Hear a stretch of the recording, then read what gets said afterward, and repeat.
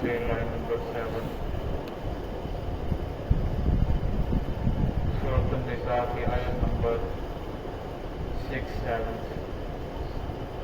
اعوذ باللہ من الشیطان الرجیم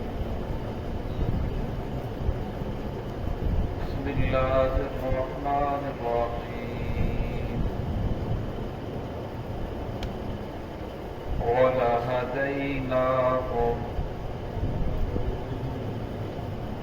صِرَاطًا مُسْتَقِيمًا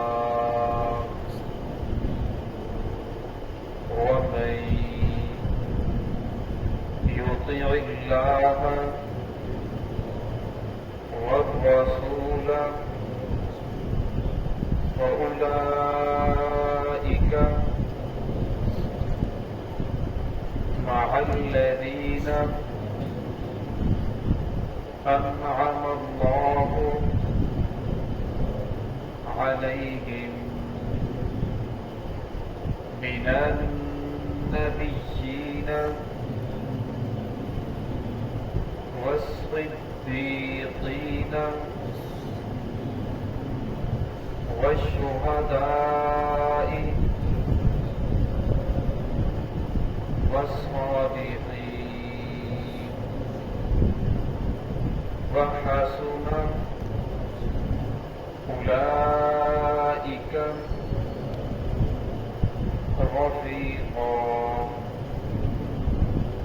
ذلك الفضل من الله وكفى بالله عليما. بسم اللہ الرحمن الرحیم وَلَهَدَيْنَاهُمْ صِرَاطًا مُسْتَقِيمًا وَمَن يُطِعِ اللَّهَ وَالرَّسُولَ فَأُولَئِكَ مع الذين أنعم الله عليهم من النبيين والصديقين والشهداء والصالحين وحسن أولئك رفيقا ذلك الفضل من الله وكفى بالله عليما. وَلَهَدَيْنَاهُمْ صِرَاطًا مُسْتَقِيمًا تو البتہ ہم ان کی رہنمائی کرتے اسی راستے کی طرف. وَمَن يُطِعِ اللَّهَ وَالرَّسُولَ وہ شخص جس نے اطاعت کی اللہ رب العزت کی اور اس کے رسول کی. فَأُولَٰئِكَ مَعَ الَّذِينَ أَنْعَمَ اللَّهُ عَلَيْهِمْ وہ ان لوگوں کے ساتھ ہوں گے أَنْعَمَ اللَّهُ عَلَيْهِمْ جن پر اللہ رب العزت نے انعام کیا. مِنَ النَّبِيِّينَ نبیوں کے ساتھ ہوں گے، وَالصِّدِّيقِينَ اور سچ بولنے میں کسوانوں کے ساتھ ہوں گے، وَالشُّهَدَاء شہیدوں کے ساتھ ہوں گے، وَالصَّالِحِينَ اور نیک لوگوں کے ساتھ ہوں گے. وَحَسُنَ أُولَٰئِكَ رَفِيقًا کیا ہی اچھی رفاقت ہے، یہ کیا ہی اچھی رفاقت ہے. ذَلِكَ الْفَضْلُ مِنَ اللَّهِ یہ اللہ رب العزت کا فضل ہے. وَكَفَىٰ بِاللَّهِ وَكِيلًا اللہ رب العزت کافی ہے، جاننے والا ہے. گزشتہ آیات کے اندر اللہ رب العزت نے ان لوگوں کا تذکرہ فرمایا کہ جنہوں نے محمد رسول اللہ صلی اللہ علیہ وسلم کی اطاعت کی. فرمایا جو اطاعت کرنے والے ہیں وہ مومن ہیں، اور جو اطاعت کرنے والے نہیں ہیں، جو محمد رسول اللہ صلی اللہ علیہ وسلم کو اپنا رہبر رہنما نہیں مانتے. فلا وربک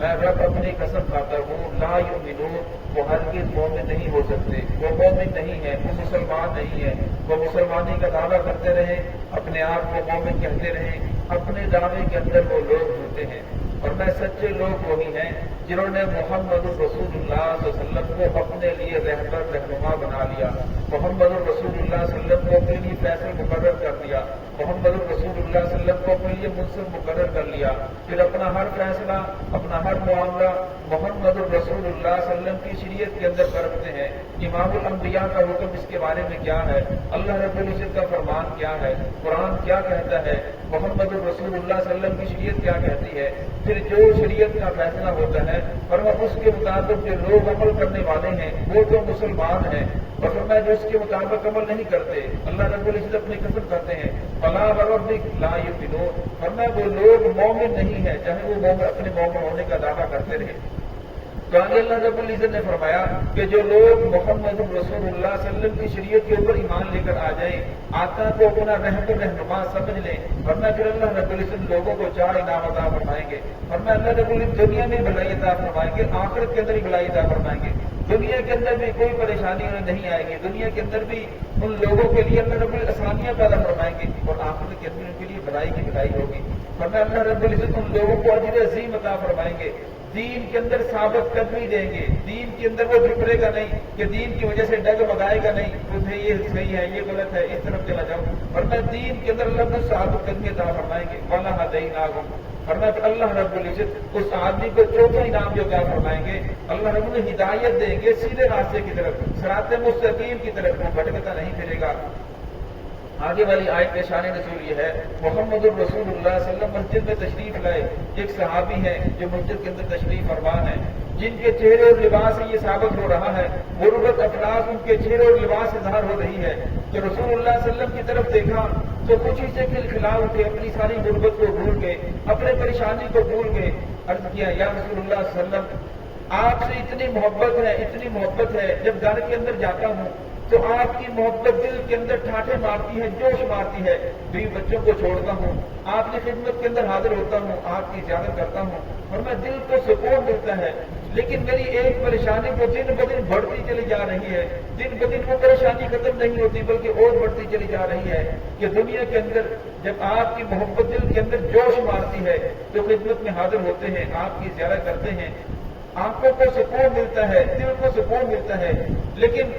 آپ جب دنیا سے چلے جائیں گے اللہ رب العزت آپ کو جنت عطا فرمائیں گے، آپ تو جنت کے اعلیٰ بالا خانوں کے اندر ہوں گے، ہم جنت کے اندر چلے بھی گئے تو کسی ادنا مقام کے اندر ہوں گے، تو فرمایا یا رسول اللہ اس وجہ سے پریشان ہوں، ایسی جنت کا کیا فائدہ جہاں محمد رسول اللہ صلی اللہ علیہ وسلم کی زیارت نہ ہو۔ امام الانبیاء تھوڑی دیر خاموش رہے، پھر اللہ رب العزت نے یہ آیت نازل فرمائی وَمَن يُطِعِ اللَّهَ وَالرَّسُولَ، ورنہ وہ شخص جس نے اطاعت کی اللہ رب العزت کی، والرسول اور اس کے رسول کی، فَأُولَٰئِكَ مَعَ الَّذِينَ أَنْعَمَ اللَّهُ عَلَيْهِمْ، ورنہ وہ ان لوگوں کے ساتھ ہوں گے جن پر اللہ رب العزت کی ذات نے انعام کیا، مِنَ النَّبِيِّينَ، فرمایا وہ نبیوں کے ساتھ ہوں گے، وَالصِّدِّيقِينَ، اور وہ سچے لوگوں کے ساتھ ہوں گے، صدیقین کے ساتھ ہوں گے، وَالشُّهَدَاء، وہ شہیدوں کے ساتھ ہوں گے، وَالصَّالِحِينَ، فرمایا اللہ رب العزت ان لوگوں کو نیک لوگوں کو قرب عطا فرمائے گا جہاں کرسیاں انبیاء صدیقین شہداء کی لگی ہوں گی، فرمایا اللہ رب العزت ان لوگوں کو بھی وہی مقام عطا فرمائے گا جو اللہ کے دین کا کام کریں گے، فرمایا صرف ان کی کرسیوں کے اوپر مہر نبوت نہیں ہوگی، اللہ رب المقام ان لوگوں کو وہی عطا فرمائیں گے۔